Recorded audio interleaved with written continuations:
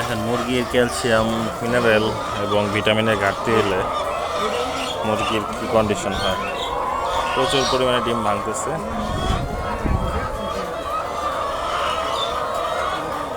এবং এখানে আজকে এখন এসে দেখলাম মারা গেছে, 3টা মুরগি মারা গেছে।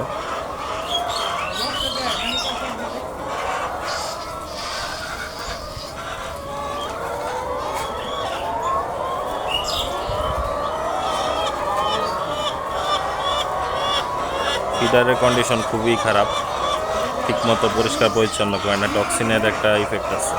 এগুলো হচ্ছে ফাঙ্গাল গ্রো করে, এই জায়গায় হিউজ পরিমাণে টক্সিন তৈরি হয়। আর এই টক্সিনগুলো মুরগি ইঞ্জেকশন করলে, বার্ড ইঞ্জেকশন করার ফলে এগুলা বমি করে এবং শরীরে টক্সিসিটি বেড়ে যায়।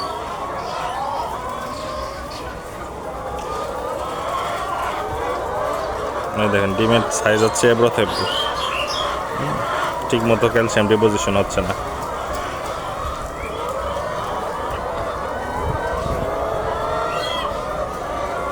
প্রায় ম্যাক্সিমামের কন্ডিশনের এই অবস্থা।